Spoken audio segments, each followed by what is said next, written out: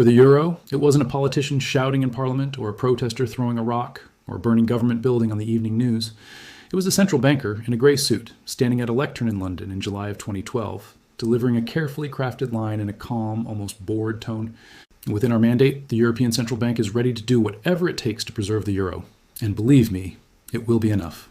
No new treaty, no referendum, no army on the streets, just a sentence. And yet, in the months before that speech, the mood was anything but calm. Bond yields in Greece, Portugal, Spain, and Italy were exploding. Investors were openly betting that some countries might default or even be forced out of the euro entirely. What had been sold for years as an irreversible project suddenly looked very reversible. The coin that symbolized European unity began to look like a fault line. Then one man spoke, the markets blinked, and the story changed. But underneath the legend of that moment sits a deeper set of questions. What did whatever it takes actually mean? What did it quietly commit to Europe's central bank to do? And what happened after the crisis headlines disappeared and the cameras moved on? Because the real impact of that promise wasn't just in the weeks and months that followed. It rewired how money, power, and risk work inside the Eurozone. And we're still living with the consequences of that decision today, whether most people realize it or not. To understand how we got to a world where one sentence from a central banker could stop a sovereign debt crisis, you have to go back to the beginning of the project itself. The euro was never just a piece of paper or a shiny coin. It was a political bet disguised as monetary reform. In the early 1990s, when European leaders signed the Maastricht Treaty, they were trying to solve a centuries-old problem, a continent fragmented by war, nationalism, and currency chaos. The solution they proposed was bold and elegant on paper: one currency, one central bank, and a set of rules to keep everyone disciplined. But the design had a built-in tension. There would be a single central bank in Frankfurt setting interest rates for everyone, yet fiscal policy, taxes, spending, debt would remain in the hands of separate governments, one currency, many treasuries.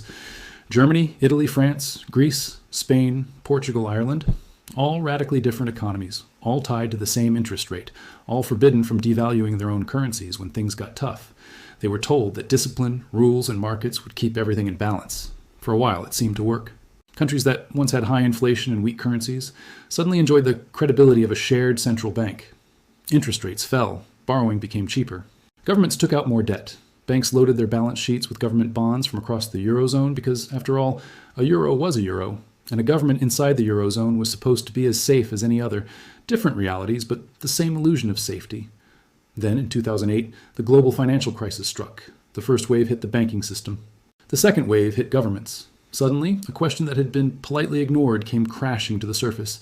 If each country borrows in a currency it does not control, what happens when markets stop trusting that government? Greece was the first to be dragged into the spotlight. Years of misreported deficits, easy borrowing, and a fragile economy turned into a full-blown sovereign debt crisis. Yields on Greek government bonds shot up. Greece needed bailouts. Harsh austerity measures followed. The social fabric began to tear. But the stress didn't stay contained. Attention moved to Portugal, to Ireland, to Spain, to Italy, large economies with high debts and vulnerable banks. Each time investors sold those countries' bonds, yields rose and doubts deepened. The loop between weak states and weak banks tightened around the neck of the system. At the core of the storm sat a simple, terrifying doubt. Would the European Central Bank really stand behind all its member governments? Or would some be allowed to default, restructure, and potentially be pushed out?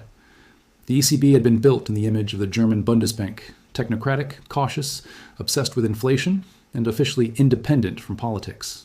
But crisis doesn't care about institutional ideals. When confidence breaks, markets don't ask what a central bank was designed to do, they ask what it is willing to do. Before whatever it takes, the ECB had already started stretching its own rulebook. It slashed interest rates. It showered banks with long-term loans to keep them breathing. It launched a program to buy bonds in stressed countries on a limited basis. Each move calmed markets for a moment, but the deeper fear remained. Investors still believed there was a scenario, however unlikely, where a government would be allowed to fall without a true backstop. And as long as that possibility existed, the crisis wouldn't fully go away. Central banking, at its core, is about belief. If people believe their money is safe, the system survives. If they stop believing, even the most elaborate architecture can crack overnight. By the summer of 2012, the euro felt like it was standing at the edge of a cliff. Spain and Italy, two of the largest economies in the Eurozone, were watching their borrowing costs climb into unsustainable territory. There were serious discussions in markets and in some political circles about whether the euro might shrink or whether parallel currencies might appear. It was in that context that Mario Draghi stepped up to the microphone in London and delivered his line. The words were carefully framed. Within our mandate. The ECB was not declaring itself a political savior, at least not officially. It was simply saying that, interpreted one way, its mandate to preserve price stability and the functioning of the monetary system allowed it to step much deeper into the bond markets than it ever had before. A few weeks later, the institution revealed what whatever it takes meant in operational terms. It unveiled a program called Outright Monetary Transactions, or OMT. Buried behind that dry name was a radical promise. If a Eurozone government requested help and agreed to strict conditions under a European bailout framework, the ECB could buy unlimited amounts of that country's short-term bonds on the secondary market. Unlimited. For traders who had bet that Spanish or Italian bonds would keep spiraling out of control, this was a direct threat. If they pushed yields too high and triggered OMT, they would find themselves facing a buyer with potentially infinite firepower, the issuer of the very currency those bonds were denominated in. Here's the twist. OMT was never actually used at scale. No dramatic multi-hundred billion euro purchase program under that name ever had to be deployed. The announcement alone did most of the work. Once markets believed that the ECB was willing to stand between them and a full-blown sovereign collapse, the incentive to attack those bonds faded. Yields fell, spreads narrowed, the fever broke. It's tempting to tell the story as if it ends there. Crisis, heroic line, program announced, crisis solved. But history is rarely that simple. The real story isn't just what stopped the fire. What kind of building was left standing afterward, and what it took to keep it from burning again. Because in rescuing the euro, the ECB crossed a psychological line. It discovered the power of an implicit guarantee. And once that power is used, the system begins to rearrange itself around the expectation that it will be used again.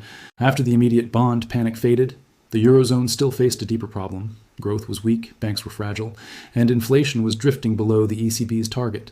The emergency was over, but the patient wasn't healthy. The central bank kept going. It cut interest rates further, eventually driving its main deposit rate below zero. Saving in cash became a slowly losing game. Banks had to pay to park excess reserves with the ECB. The idea was to push money out of safe corners and into the real economy. Then came large-scale asset purchases, quantitative easing, European style. The ECB began buying government bonds from across the Eurozone, as well as certain private assets. Its balance sheet swelled. Long-term interest rates sank. Governments could borrow at extremely low costs, even with high debt levels. For a while, inflation stayed weak. Critics warned about bubbles and distortions. Supporters argued that the measures were necessary to avoid deflation and stagnation. Beneath that debate, one fact was becoming obvious. Markets now lived with the assumption that when conditions were bad, the central bank would step in with bigger and more creative tools. When the COVID-19 pandemic hit, that assumption was tested again.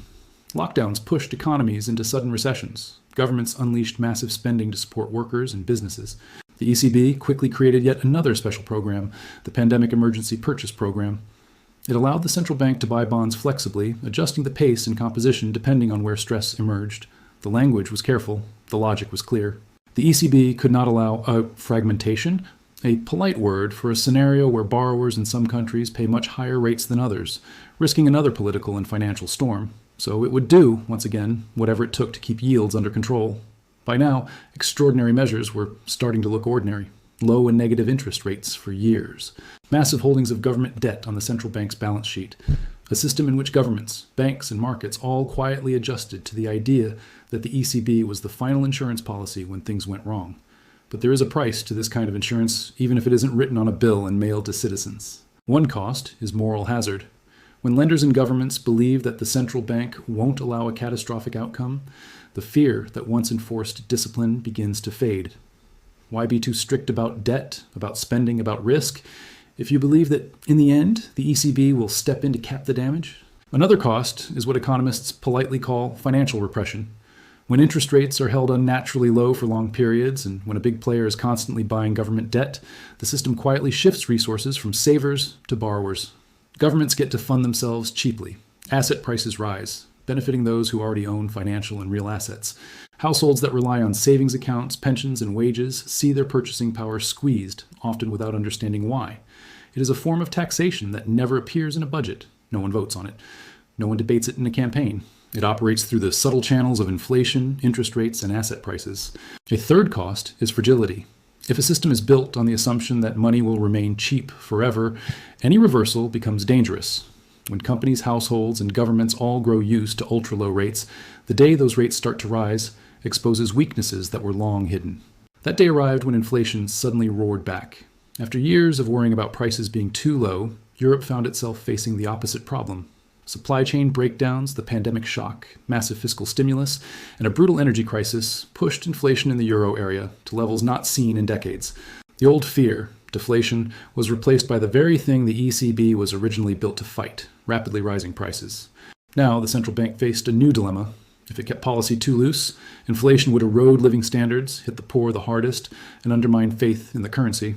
If it tightened too quickly, raising interest rates sharply, it could trigger a different kind of crisis. Heavily indebted governments facing rising borrowing costs, banks sitting on bond portfolios that fall in value, and a recovery that stalls. The same institution that had pledged to do whatever it takes to save the euro now had to decide how much pain it was willing to inflict to restore price stability. And all of this against a backdrop where markets and politicians knew, from experience, that the ECB possessed powerful tools to intervene if stress returned.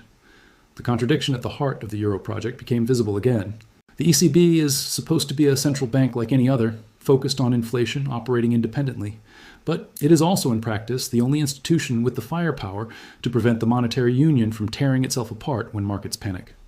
Whatever it takes did not resolve that contradiction. It made it permanent. From a distance, the story can be told as a triumph. The euro survived its worst test. There was no chaotic breakup. The feared exits did not happen. Banks, while damaged, continued operating. The currency remains one of the world's major units of account and storehouses of value. But under that surface narrative lies a more complicated reality. A central bank created to sit above politics has become deeply enmeshed in political questions. Who gets rescued, on what conditions, and with which side effects? It now continually manages the line between market discipline and market panic, between punishing risk and preventing collapse. Every new crisis adds another layer of expectation. Each tool created in an emergency becomes part of the permanent arsenal, ready to be revived or repackaged when the next shock arrives. The system adapts to the presence of a guardian, and in doing so, becomes ever more dependent on that guardian's willingness to act. For the average citizen, this can feel abstract, distant, technical. Acronyms blur together. APP, OMT, PEP, TLTRO, a stream of programs and facilities that sound like jargon from another planet. But the effects are anything but distant. They show up in mortgage rates and rent prices, in the yields on pensions and savings, in the cost of government debt and the scope of public services, in the quiet frustration when wages lag behind prices and people feel that somehow the system always finds a way to protect markets first and households second. That is the shadow of whatever it takes. The promise that saved the euro from tearing itself apart also locked the monetary union into a path where each new crisis may require an even bigger response, an even more creative tool, an even greater willingness to stretch the mandate of the central bank. The next time stress hits, whether from another financial shock, a geopolitical crisis, or a long grinding recession, the question will not simply be whether the ECB will act. It will be what is left in its toolkit that hasn't already been used, stretched, or normalized. History's verdict on that July day in 2012 is still being written. What is clear is this: words can move markets, calm panics, and buy time. They can even preserve currency. But they can also create a new reality where the line between emergency and normality fades, and where the true costs of stability are paid slowly, quietly by those who never had a seat at the table when the promises were made. If this gave you a new perspective, hit subscribe. History has the answers. I'll show you where to look.